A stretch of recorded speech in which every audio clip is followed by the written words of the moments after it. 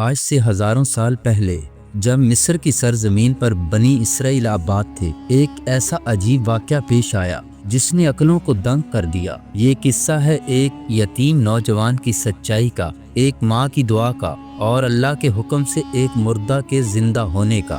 کیا آپ جانتے ہیں کہ قرآن پاک کی سب سے لمبی سورۃ البقرہ کا نام ایک گائے کے نام پر کیوں رکھا گیا؟ آئیے تاریخ کے ان سنہری پنوں کو پلٹتے ہیں۔ بنی اسرائیل میں ایک نہایت ہی نیک اور متقی شخص رہتا تھا۔ اس کے پاس مال و دولت کے نام پر صرف ایک چھوٹا سا گائے کا بچہ تھا۔ جب اس کی وفات کا وقت قریب آیا تو اس نے اپنی بیوی اور چھوٹے بیٹے کو بلایا اور اس نے اللہ پر کامل بھروسہ کرتے ہوئے دعا کی، اے اللہ، میں اس گائے کے بچے کو تیری پناہ میں دیتا ہوں کہ میرے یتیم بچے کے کام آئے۔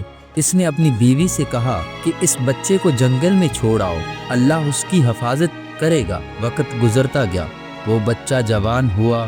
وہ اتنا نیک تھا کہ رات کے 3 حصے کرتا، ایک حصہ عبادت کے لیے، ایک سونے کے لیے اور ایک اپنی ماں کی خدمت کے لیے۔ ایک دن اس کی ماں نے اسے بتایا، بیٹا، تمہارے والد نے تمہارے لیے جنگل میں ایک امانت چھوڑی تھی، جاؤ اور اللہ کے نام پر اسے پکارو۔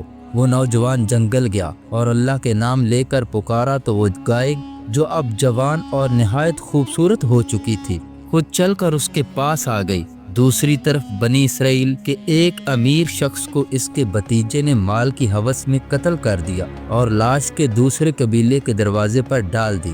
پورے شہر میں جنگ کا سماں پیدا ہو گیا۔ لوگ انصاف کے لیے حضرت موسیٰ علیہ السلام کے پاس آئے۔ اللہ تعالیٰ نے وحی کے ذریعے حکم دیا، تم ایک گائے ذبح کرو۔ بنی اسرائیل کے لوگ اپنی عادت کے مطابق ٹال مٹول کرنے لگے اور سوالات شروع کر دیے، وہ گائے کیسی ہو، اس کا رنگ کیسا ہو، اس کی عمر کیا ہو۔ اللہ نے ان کے سوالوں کے جواب میں ایسی سخت شرائط بتا دی کہ وہ گائے پورے ملک میں کہیں نہ ملی۔ وہ گائے صرف اس یتیم نوجوان کے پاس تھی۔ وہ زرد رنگ کی ہو، دیکھنے والوں کو بھلی لگے، نہ کھیت جوتنے والی ہو اور نہ ہی پانی پلانے والی ہو۔ جب بنی اسرائیل اس نوجوان کے پاس پہنچے تو اس نے اپنی ماں کے حکم پر اس کی قیمت یہ رکھی کہ اس گائے کی کھال میں جتنا سونا بھر سکتا ہے اتنا سونا بھر دیا جائے۔ وہ لوگ مجبور ہو گئے اور اتنا سونا دے کر گائے خرید لی۔ جیسے ہی گائے ذبح کر کے اس کا ایک حصہ مقتول کے جسم سے لگایا گیا، اللہ کے حکم سے وہ مردہ اٹھ کھڑا ہوا۔